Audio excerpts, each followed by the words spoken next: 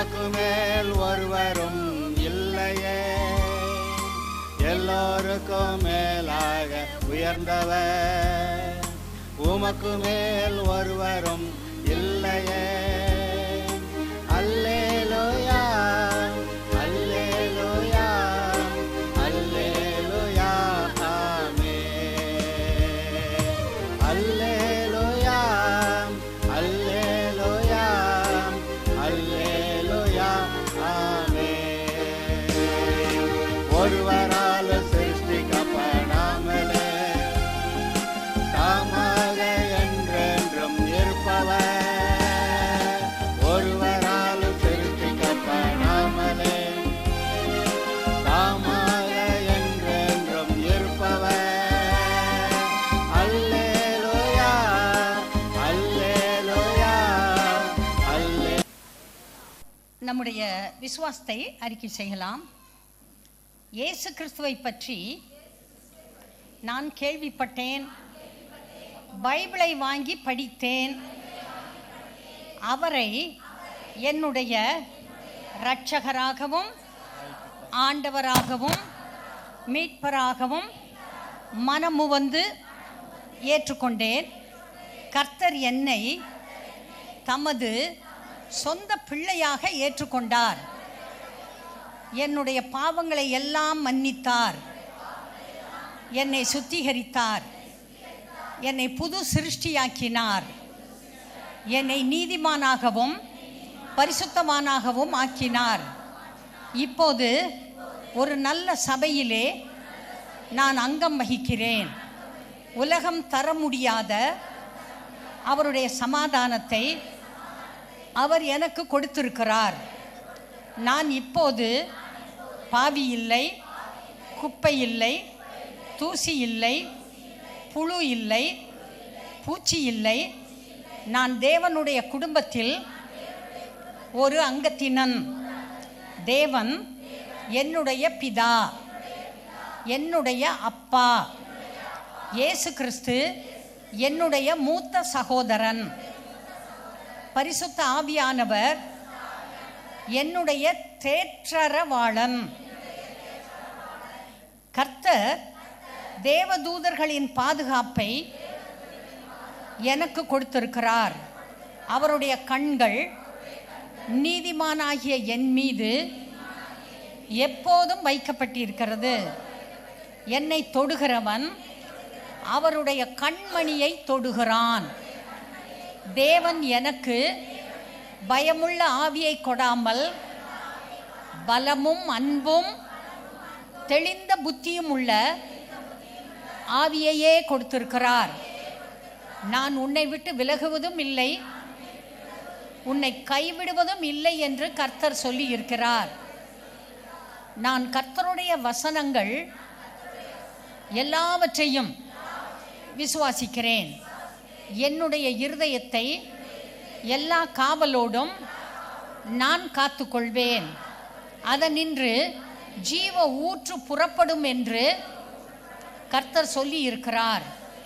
இந்த ஜீவ ஊற்று சகல ஆசீர்வாதங்களையும் எனக்கு கொண்டு வந்து சேர்க்கும்.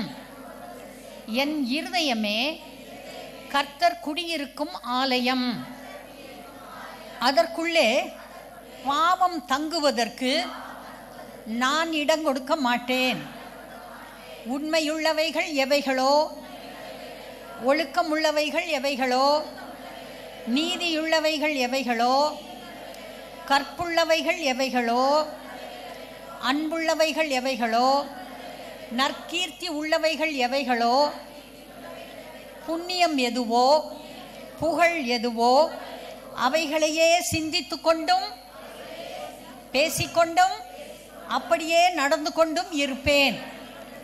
என்னுடைய உள்ளான மனிதனை கர்த்தருடைய வார்த்தையை கொண்டும் பரிசுத்த ஆவியின் நிறைவை கொண்டும் நான் போஷிப்பேன். அப்போதுதான் என் உள்ளான மனிதன் என் புறம்பான மனிதனை விட 1000-10,000 மடங்கு பலமானாக இருப்பான். இப்பேற்பட்ட பலவான் கர்த்தருடைய வார்த்தையை பேசும்போது அவருடைய வசனங்கள் அற்புதங்களை செய்யும். மலை போன்ற பிரச்சனைகள் நீங்கும். கொடிய வியாதிகள் சுகமடையும். பொல்லாத பில்லி சூனியங்கள் உடையும். தரித்திரங்கள் ஓடி மறையும். பாவ பிரச்சனைகள் சுட்டு எரிக்கப்படும். சாபங்கள் போகும். அதீத பயங்களும் மன போராட்டங்களும் மன நோய்களும் பலவீனங்களும் சந்தேகங்களும் அவமானங்களும் ஓடிப்போகும். நான் பேசும்போது இவையெல்லாம் மறைந்து போகும். நான் கர்த்தரை விசுவாசிக்கிறேன். என்னுடைய விசுவாசத்தின்படியே எனக்கு கர்த்தர் எல்லாவற்றையும் செய்வார். என்னுடைய நியாயமான எல்லா ஜெபத்திற்கும் கர்த்தர் பதில் கொடுப்பார். இல்லாததை கேட்டாலும் கர்த்தர் புதிதாக உருவாக்கி கொடுப்பார். கர்த்தர் வாக்கு பண்ணி இருக்கிற எல்லாவற்றையும் என்னால் பெற்று அனுபவிக்க முடியும். நான் கர்த்தரை தேடுகிறேன். ஒரு நன்மையும் எனக்கு குறைவுபடாது. நான் கர்த்தர் மேல் பயபக்தியாக இருந்து அவருடைய கட்டளைகளுக்கு நான் கீழ்ப்படுகிறேன். ஆகவே அவருக்கு கீழ்ப்படுகிறபடியால் ஆஸ்தியும் ஐஸ்வர்யமும் என் வீட்டில் இருக்கும். நான் அநேக ஜாதிகளுக்கு கடன் கொடுப்பேன். நானோ கடன் வாங்குவதில்லை. நான் போகையிலும் ஆசீர்வதிக்கப்பட்டிருப்பேன். நான் வருகையிலும் ஆசீர்வதிக்கப்பட்டிருப்பேன். என்னுடைய ஆசீர்வாதத்தினால் என்னுடைய வீடு நிரம்பி வழியும். நன்மையும் கிருபையும் என்னை பின்தொடரும். நான் என்னுடைய பிள்ளைகளுக்கும் அவர்களுடைய பிள்ளைகளுக்கும் சொத்து சேர்த்து வைப்பேன். நல்லவன் அப்படி செய்வான் என்று பைபிள் சொல்லுகிறது. சோம்பேறியாக வாழ மாட்டேன். வீண் செலவு செய்ய மாட்டேன். என்னுடைய வேலையை நன்றாக செய்வேன். இயேசுவுடைய தழும்புகளால் நான் ஒவ்வொரு நாளும் சுகமாகிறேன். அவரே என்னுடைய பரிகாரி. வாதை என் கூடாரத்தை அணுகாது. தெய்வீக சுகத்தையும் பலத்தையும் ஆரோக்கியத்தையும் நான் பெற்று அனுபவிப்பேன். நீடித்த நாட்களால் கர்த்தர் என்னை திருப்தியாக்குவார்.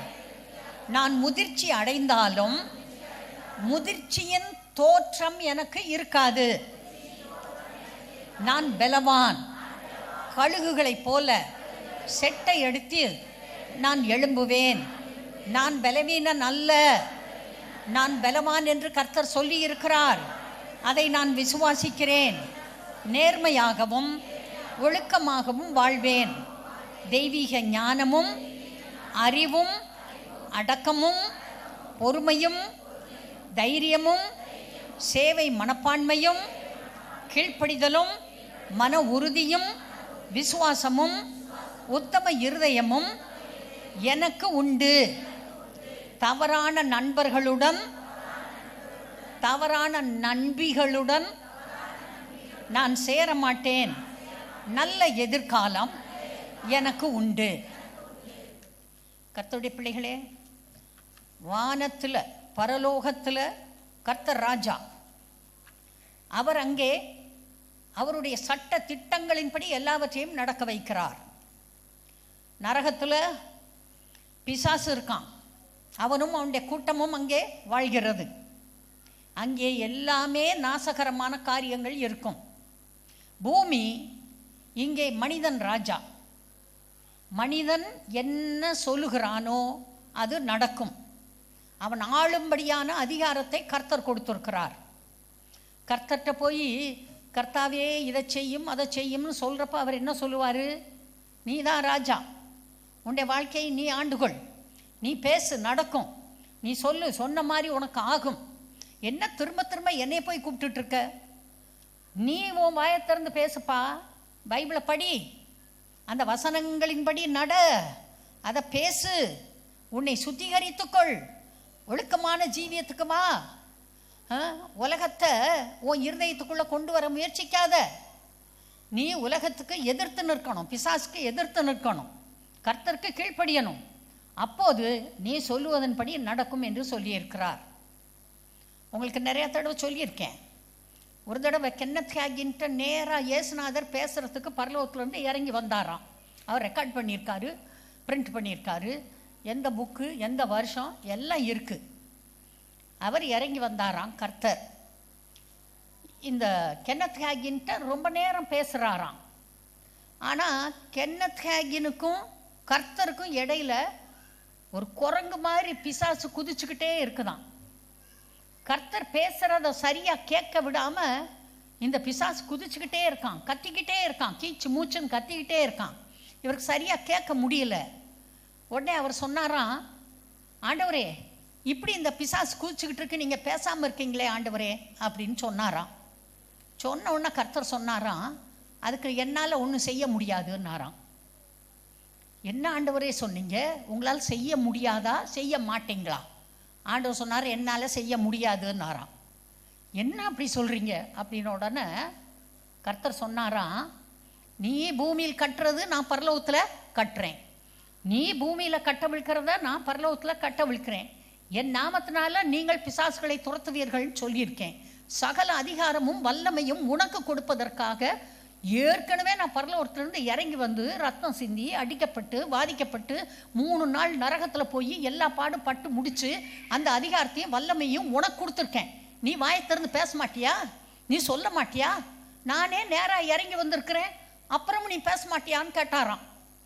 உடனே இவருக்கு லைட் அடிச்சுட்டான். அவர் சொன்னா, இயேசுவின் நாமத்தில் பிசாசே போனாராம்.